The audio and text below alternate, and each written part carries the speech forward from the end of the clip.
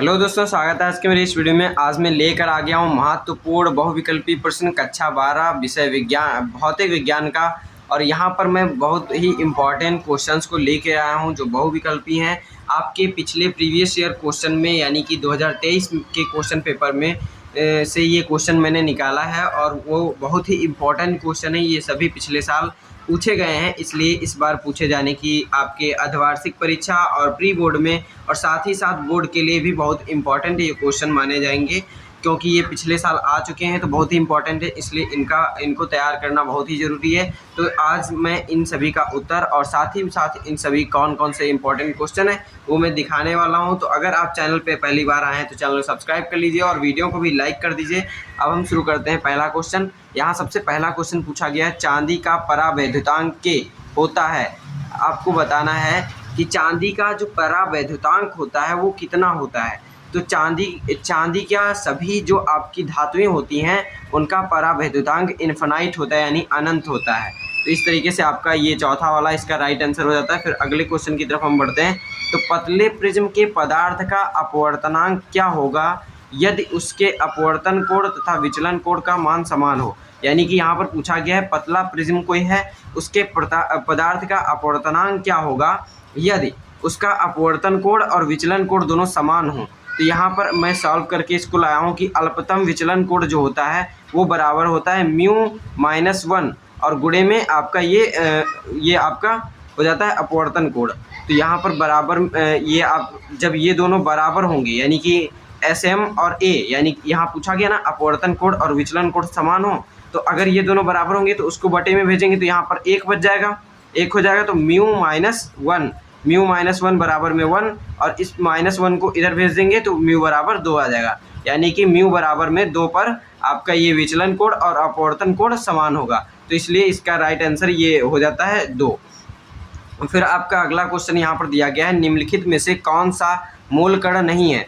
तो आप जानते होंगे कि पॉजिट्रॉन यानी प्रोटॉन और इलेक्ट्रॉन और आपका न्यूट्रॉन ये आपके एक परमाणु के जो मूल कण होते हैं वो होते हैं, लेकिन अल्फा कण जो है वो आपका किसी भी परमाणु का मूल कण नहीं है। तो यहाँ पर उत्तर मैंने लिख दिया है, अल्फा कण हीलियम 2He+, ये आपका 4 का नाभिक है, यानी कि ये नाभिक से बना होता है, हीलियम नाभिक से बना होता है, यह मूल कण नहीं है।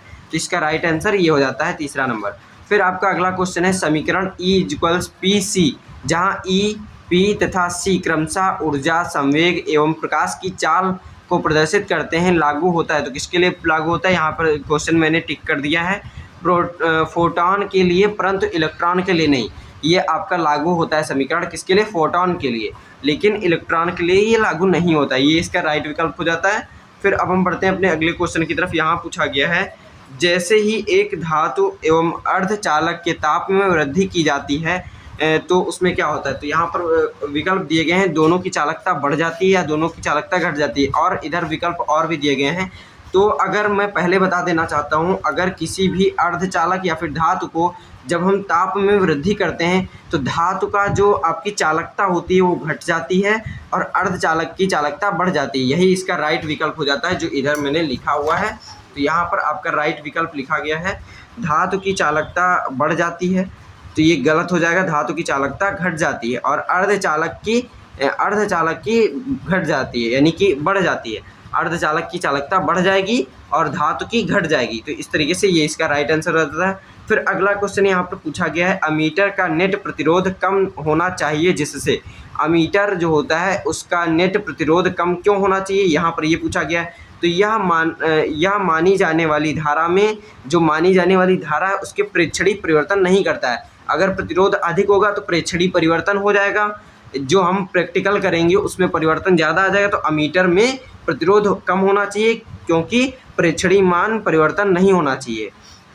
फिर आपका अगला क्वेश्चन दिया गया है, विद्युत चुम्बकीय तरंगें उत्पन्न होती हैं, किस चीज़ से उत्पन्न होती हैं। तो एक त्वरित आवेश यानी कि जब गतिमान कोई आवेश होता है उससे आपका ये विद्युत चुम्बकीय तरंगें उत्पन्न होती हैं, और केवल रुके हुए आवेश से केवल विद्युत क्षेत्र उत्पन्न होता है। विद्युत चुम्बकीय तरंगें अगर उत्पन्न करनी है तो आपको त्वरित आवेश की आवश्यकता होगी, त्वरित आवेश की। फिर आपका अगला क्वेश्चन दिया गया है, प्लांक नियतांक की विमा समान है। प्लांक नियतांक की विमा पूछा गया है यहाँ पर। तो बल गुणे दूरी इंटू समय, ये आपका इसका राइट आंसर हो जाता है। फिर अगला क्वेश्चन दिया गया, दर्शाए गए चित्र में ए तथा बी के मध्य तुल्य प्रतिरोध होगा।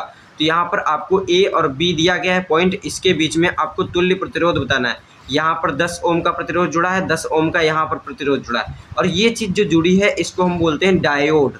और ये पीछे की ओर जुड़ा है, इसलिए यहाँ पर इस वाले तार से जो विद्युत जानी है वो धारा शून्य हो जाएगी, इसलिए टोटल धारा जो बहेगी इस वाले तार से बहेगी।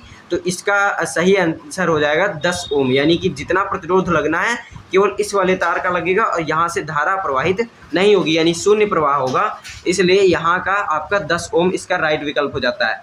फिर आपका अगला क्वेश्चन दिया गया है, सही विकल्प को चिन्हित कीजिए। तो सही विकल्प यहाँ पर आपका पहला ही दिया गया है, वोल्ट मीटर का प्रतिरोध अधिक होना चाहिए। वोल्ट मीटर का प्रतिरोध अधिक होना चाहिए, या फिर अगले ये सब विकल्प दिए गए हैं, तो यहाँ पर पहला ही सही आंसर है। फिर आपका अगला क्वेश्चन दिया गया है, विद्युत फ्लक्स का मात्रक है। फिर विद्युत फ्लक्स का मात्रक तो आप जानते होंगे कि वोल्ट प्रति, यहाँ पर आपका न्यूटन मीटर स्क्वायर प्रति कूलम हो जाता है। वोल्ट बराबर यानी विद्युत फ्लक्स क्या होता है, विद्युत फ्लक्स आपका 1/ε0 होता है, और इसी Q/ε0। विद्युत फ्लक्स क्या होता है, Q/ε0। किसी बंद पृष्ठ से गुजरने वाला आपका विद्युत फ्लक्स क्या होता है, उस बंद पृष्ठ से परिबद्ध आवेश के 1/ε0 गुना होता है। इसलिए यहाँ पर आपका Q/ε0 को जब हम करेंगे तो यहाँ पर आ जाएगा न्यूटन मीटर स्क्वायर प्रति कूलम। तो इसका विद्युत फ्लक्स का ये मात्रक हो जाता है। फिर अब हम बढ़ते हैं अपने अगले क्वेश्चन की तरफ। अगला क्वेश्चन, चल कुंडली धारा मापी की सुग्राहिता में वृद्धि की जा सकती है। किस चीज़ से वृद्धि की जा सकती है, तो यहाँ पर कुंडली का क्षेत्रफल बढ़ा करके चल कुंडली धारा मापी की सुग्राहिता में वृद्धि की जा सकती है। फिर आपका अगला क्वेश्चन यहाँ पर दिया गया है, एक आदर्श पीएन संधि के अग्रदिशिक वायस में पश्च दिशिक वायस की दशा में प्रतिरोध क्रमशः होंगे। तो यहाँ पर 0 से अनंत की ओर होता है। तो इस तरीके से यहाँ इस वीडियो में बस इतने ही क्वेश्चन मैं लेकर आया हूँ, और ऐसे ही सभी सब्जेक्ट के आपके साइंस स्ट्रीम के सभी क्वेश्चंस में इम्पोर्टेंट लेकर आने वाला हूँ। तो चैनल को ज़रूर सब्सक्राइब रखिए और नोटिफिकेशन भी चालू कर दीजिए, ऐसे ही वीडियो आपके लिए आते रहेंगे। तब तक के लिए धन्यवाद।